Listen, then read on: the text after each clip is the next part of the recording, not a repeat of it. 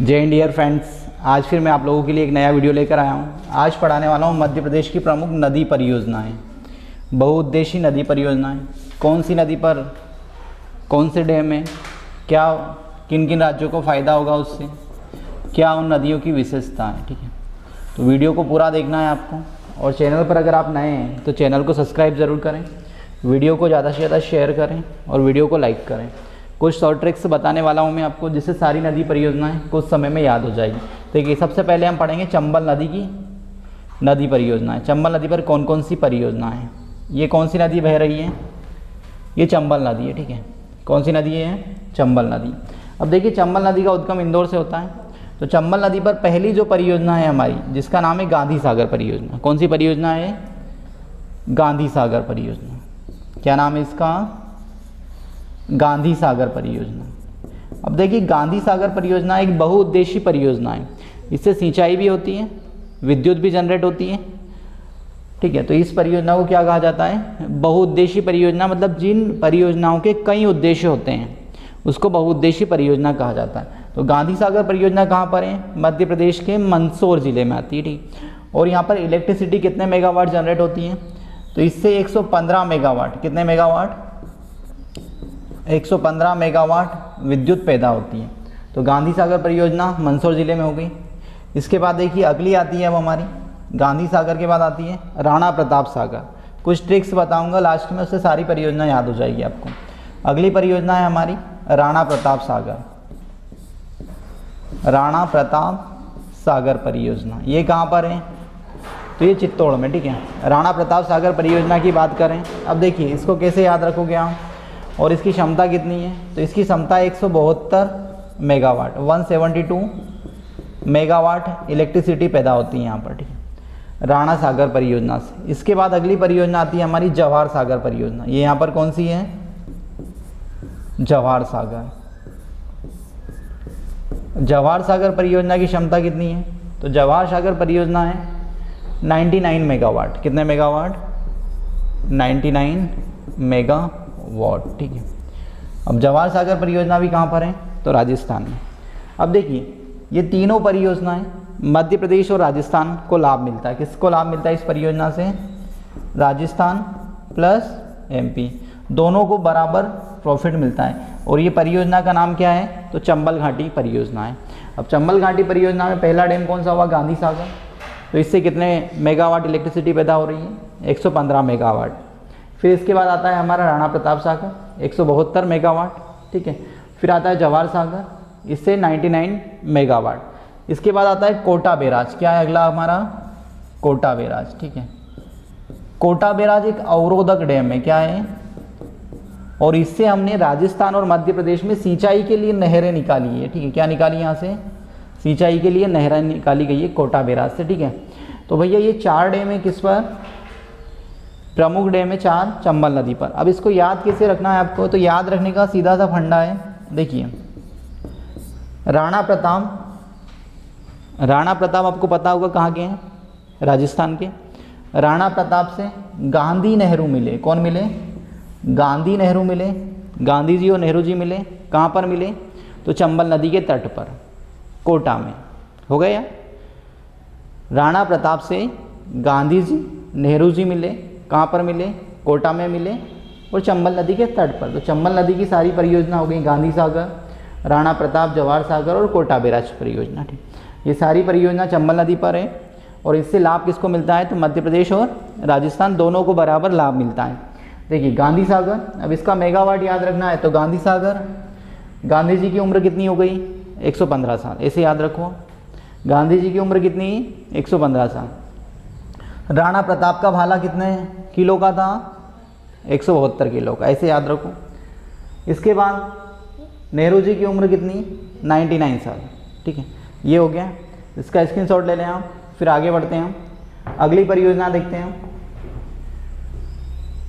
अगली परियोजना आती है हमारी नर्मदा नदी पर कौन कौन सी परियोजना है। तो देखिए, नर्मदा नदी का उद्गम कहाँ से होता है? अमरकंटक अनूपपुर से होता है। ये कौन सी नदी बह रही है आपकी?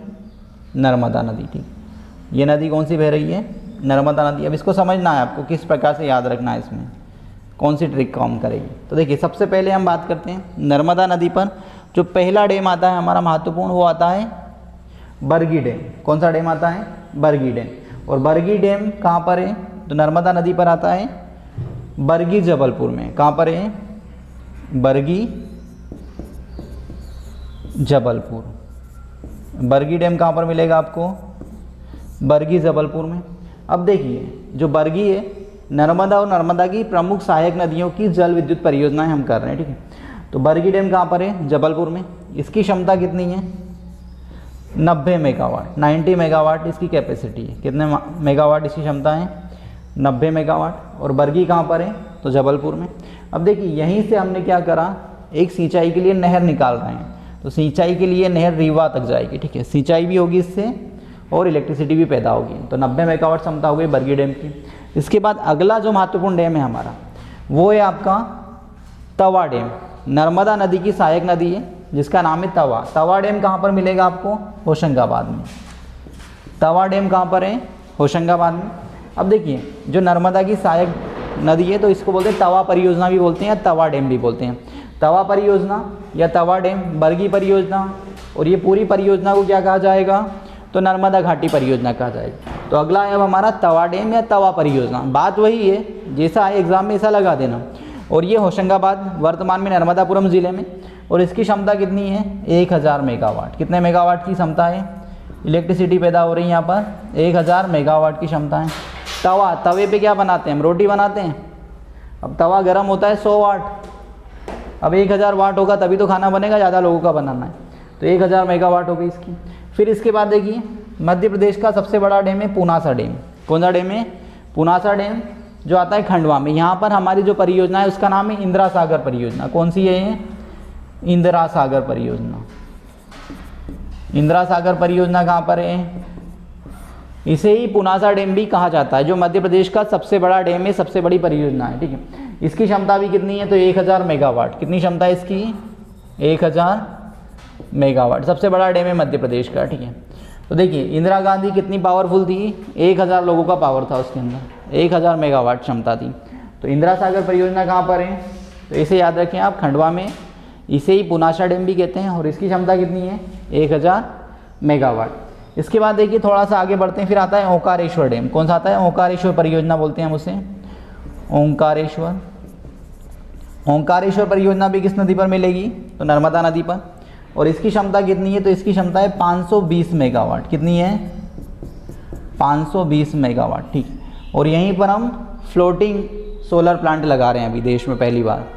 ये मध्य प्रदेश का पहला फ्लोटिंग सोलर प्लांट लगाया जा रहा है कहाँ पर? ओंकारेश्वर में, ठीक है। ये बहुत ही महत्वपूर्ण है, पीएससी प्री में आ चुका क्वेश्चन है।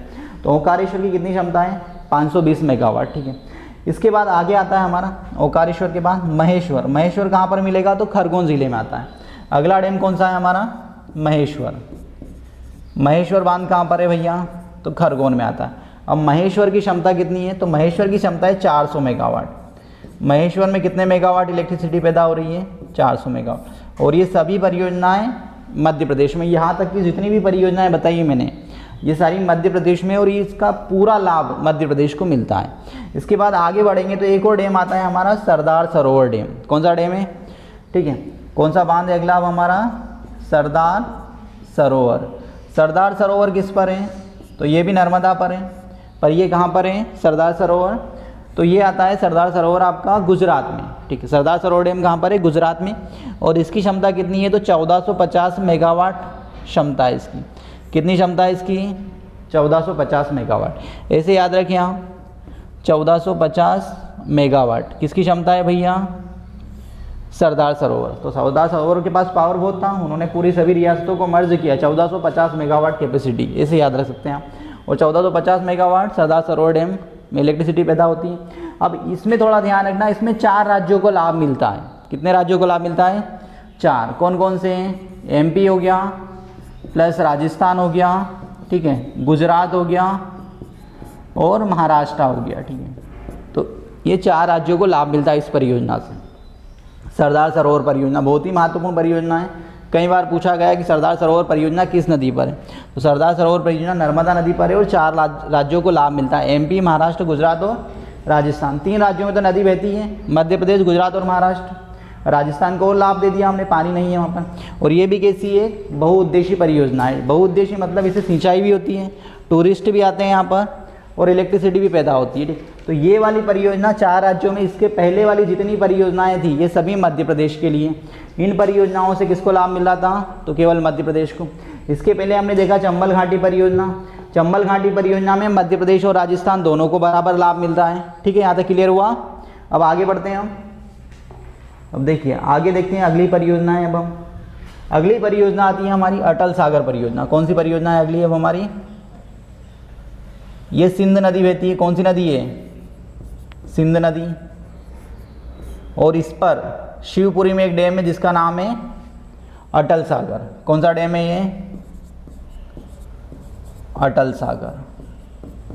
अटल सागर डैम कहाँ पर है, सिंध नदी पर। नदियों के नाम भी पूछ लिए जाते हैं कि अटल सागर परियोजना किस नदी पर है, ठीक है। तो अटल सागर परियोजना किस नदी पर है, सिंध नदी पर। और इसकी कैपेसिटी कितनी है, तो इसकी कैपेसिटी 60 मेगावाट। कितने मेगावाट इलेक्ट्रिसिटी पैदा होती है यहाँ पर, 60 मेगावाट इलेक्ट्रिसिटी पैदा होती है यहाँ पर। इसके बाद देखिए आगे बढ़ते हैं, उर्मिल परियोजना। कौन सी परियोजना है हमारी, उर्मिल। अब उर्मिल परियोजना उर्मिल नदी पर है, ये यहाँ पर है। उर्मिल नदी छतरपुर ज़िले में आती है। कहाँ पर है उर्मिल परियोजना, उर्मिल नदी छतरपुर। और इसकी कैपेसिटी कितनी है, तो 50 मेगावाट। कितने मेगावाट इलेक्ट्रिसिटी पैदा हो रही है यहाँ पर, 50 मेगावाट। उर्मिल परियोजना कहाँ मिलेगी आपको, उर्मिल नदी। और कितनी क्षमता है इसकी, तो 50 मेगावाट इसकी क्षमता है। इसके बाद देखिए आगे बढ़ते हैं। अब अगली जो परियोजना है हमारी नदी घाटी में, अगली नदी घाटी परियोजना है हमारी बेतवा नदी। ये कौन सी नदी है, तो ये बेतवा नदी है। अब बेतवा नदी पर कौन कौन सी परियोजना है, तो देखिए सबसे पहले आती है, तो ये पहली परियोजना है महत्वपूर्ण, इसका नाम है माता टीला परियोजना। कौन सी परियोजना है, माता टीला परियोजना। अब देखिए माता टीला परियोजना में हमने क्या करा, 10 मेगावाट की 3 यूनिट लगाई है, 10.2, ठीक है।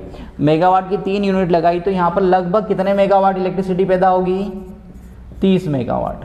कितनी क्षमता है इसकी।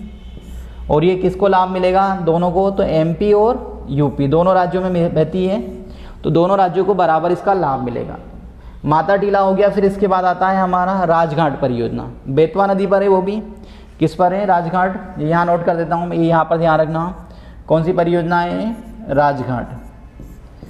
राजघाट परियोजना किस पर है, तो ये भी बेतवा नदी पर है, ठीक है। राजघाट किस पर है, बेतवा। राजघाट परियोजना बेतवा नदी पर है। और इसकी क्षमता कितनी है, तो अब देखिए यहाँ पर 15 मेगावाट के 3 प्लांट लगाए हैं हमने, तो इसकी क्षमता हो गई 45 मेगावाट। तो इससे भी लाभ किसको मिलेगा, एमपी और यूपी दोनों को।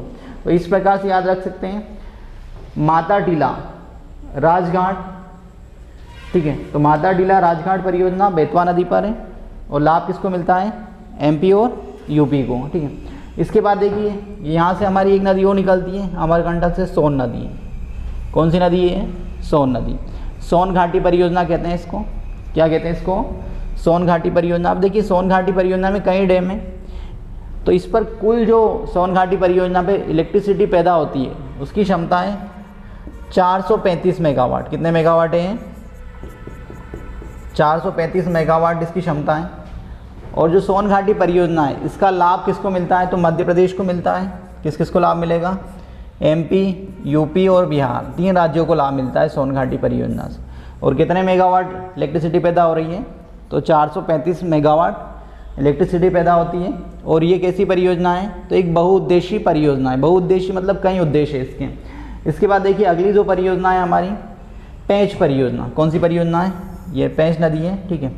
इस टाइप से नीचे बहती है पेंच नदी। चलो ये देखिए ये कौन सी नदी है, यहाँ से बहती हुई ये पेंच नदी है। तो पेंच नदी पर जो इलेक्ट्रिसिटी पैदा कर रहे हैं इसे बोलते हैं पेंच परियोजना। क्या कहते हैं इसको, पेंच परियोजना। अब पेंच परियोजना की बात करें तो पेंच परियोजना में 160 मेगावाट इलेक्ट्रिसिटी पैदा होती है। कितने मेगावाट हो रही है यहाँ से, 160। और 2 राज्यों को लाभ मिलता है, मध्य प्रदेश और महाराष्ट्र। ये जो पीले कलर से बनाई है पेंच नदी है, इससे एमपी और महाराष्ट्र को लाभ मिलता है। और क्षमता कितनी है इसकी, तो 160 मेगावाट। एमपी महाराष्ट्र दोनों को लाभ मिलता है यहाँ से, ठीक है। और मध्य प्रदेश के कौन कौन से जिले को लाभ मिलेगा, तो सिवनी, छिंदवाड़ा और बालाघाट, तीनों को लाभ मिलता है इस परियोजना से, ठीक है। इसका स्क्रीनशॉट ले लें आप। ये मध्य प्रदेश की प्रमुख नदियों पर जल विद्युत परियोजना हो गई आपकी, ठीक है। और इस वीडियो को ज़्यादा से ज़्यादा शेयर करें और चैनल पर अगर आप नए हैं तो चैनल को सब्सक्राइब जरूर करें। Thank you.